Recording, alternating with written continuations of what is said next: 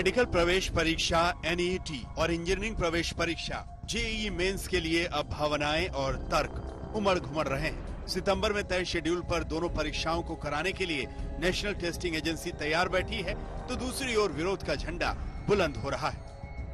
कांग्रेस अध्यक्ष सोनिया गांधी ने 7 राज्यों के मुख्यमंत्रियों के साथ वर्चुअल मीटिंग की। सोनिया ने मीटिंग में कहा, छात्रों की समस्याओं को तवज्जो नहीं दी जा रही है। JEE और नीट को लेकर छात्रों में चिंता है। वर्चुअल मीटिंग में मौजूद रही बंगाल की CM ममता बनर्जी ने तो विपक्षी राज्यों की ओर से सुप्रीम कोर्ट में पुनर्विचार याचिका दाखिल करने का प्रस्ताव रखा है। ममता ने कहा, JEE और नीट के इम्तिहान कैसे कराए जा सकते हैं? हमारे छात्र बहुत बुद्धिमान हैं, टैलेंटेड हैं, पर वो इम्तिहान में कैसे बैठेंगे? प्रधानमंत्री को मैंने दरख्वास्त की है कि छात्र मानसिक तनाव से जूझ रहे हैं, हमें संवेदना दिखानी चाहिए। लेकिन अगर केंद्र कुछ नहीं कर रहा है तो हम लोग भी जनता के चुने हुए प्रतिनिधि हैं। अगर कानून में व्यवस्था हो तो हमें एक साथ कोर्ट में जाना चाहिए। सितंबर में ही नीट और JEE परीक्षा के खिलाफ ओडिशा के मुख्यमंत्री नवीन पटनायक ने भी विरोध किया है और दिल्ली सरकार भी इसे जोरदार तरीके से उठा रही है। गृह मंत्री जी तो बहुत अच्छी व्यवस्था में रहते हैं, हम सब बड़ी अच्छी व्यवस्था में रहते हैं। हमारे स्वास्थ्य मंत्री को कोरोना हुआ, गृह मंत्री जी को हुआ, कई राज्यों के राज्यपालों को, मंत्रियों को, मुख्यमंत्रियों को कोविड हो रहा है। तो ये तो सब व्यवस्था में हो रहा है ना।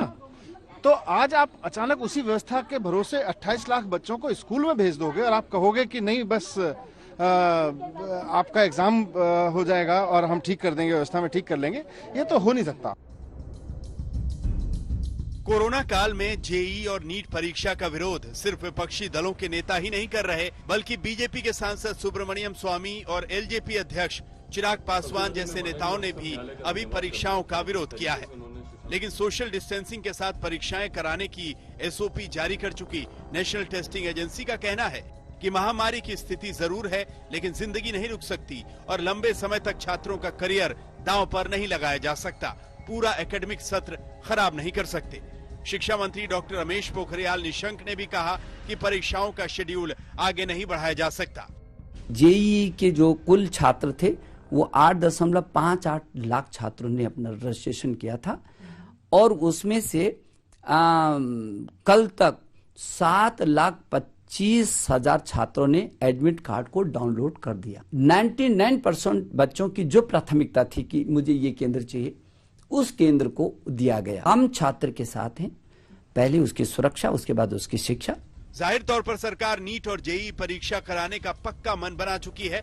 अब इसी में राजनीति की परीक्षा होनी है। मिलन शर्मा और मौसमी सिंह के साथ पंकज जैन, दिल्ली आज।